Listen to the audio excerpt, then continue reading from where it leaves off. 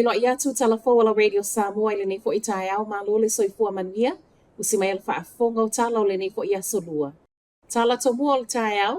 Walapa ta ia tangata au kilani e nofo sa uni mo munga mamafa ma savili malo losi le tae au nei. Mai le ofisa la va ai tau ti munga mamafa nei e ono o atua i longa. Ma o leo lo lapa ta ia i savili malo losi i le tae au nei whaasolo atu i le au wauli.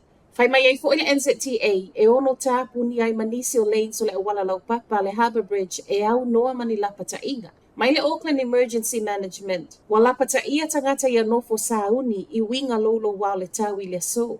E se mai ia au kilani o Coromando fo i le isi leo lo lapa ta ia i le so i timunga mamafa. O le so fo i olo o whaatu ma wai lapa ta inga o timunga mamafa mo Northland se ia o atu i le tau le lua i le awa uli o le so. E tusa ma le tolu sfun ma le tasi kilo kalama le mamafa o methamphetamine ma ua i totono o le atopa o le pasese tau nuu mai Amerika. O le whaai unga le vaiaso le malai vaalele i au kilani, le ana maa ua le tamaita i lua sfun ma le whaatau sanga, mai le vai ngotiute o le whainga malanga na sau mai San Francisco. O le ana vacuum seal i totono o pepa i ila, ma afi fi solo susu. Ma o le tau whaatusa tusa o fuala au whaasane ia whaapetusa, ma le se fulu tasi miliona. Fai mai ele sui ele pulenga le vaengo tiute i le malai vaalele au kilani Paul Williams o se afifi tele le nei sau ma se pasese e tau ma fai e ulu fale mai i New Zealand. Wa tau fia nei e leo le ua molia ta lia le isi aso e toe tu wa i lumo le whaamisinonga i le masina a sau. A ve leo ma o leo ua molia le ali e tusa ma le fe ese a inga le ana whaapa ai le la au ma losi le fale mai e liro moai au kilani i le amatanga o le masina. O le aso whao Januari le ana tupu ai mai whaapea na whaapa mai totono le taavale i le nofuanga i paka i taavale i le afiafi. Mai leo e whaafetaia e le ai se isi na whaamanu aliai ma e le mai le ofisa. Le whaia i le nofuanga i tumu ai tangata.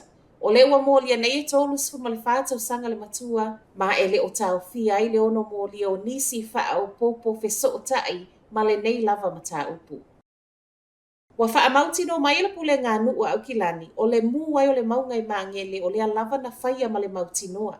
Whaamauninga nei ana nafi mai whaape o reporti e fua i whaamtalanga mai le ofisa o le tine mu. O le maunga le nei e peo na tā ua reporti ana nafi na whaalua o na susunu o le po le aso to nai ma to e whaia fo i le awauli o le aso sā. Mai le sui le pule ngā nuu i tala le Herald o le ana amata susunu mai le tumutumu o le maunga ma se ia susolo mai ai saua ngai i lalo. O se whaanoanoanga i le community ma ngele le mu o le maunga ai mai se i lato lo ono nofo lata ai ma o lo o wha o ngā ina fo i mo savalinga.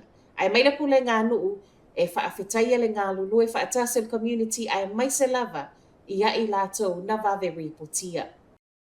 Whaai watu i tala mai Amerika, wa mai a whaatauto le peresetene lo na fast funu le fitu ale malo telo Amerika Donald Trump. Tai au nei tau le ono taimi New Zealand, le ana whaatauto ai Trump whaatasi malona sui ia J.D. Vance i Washington.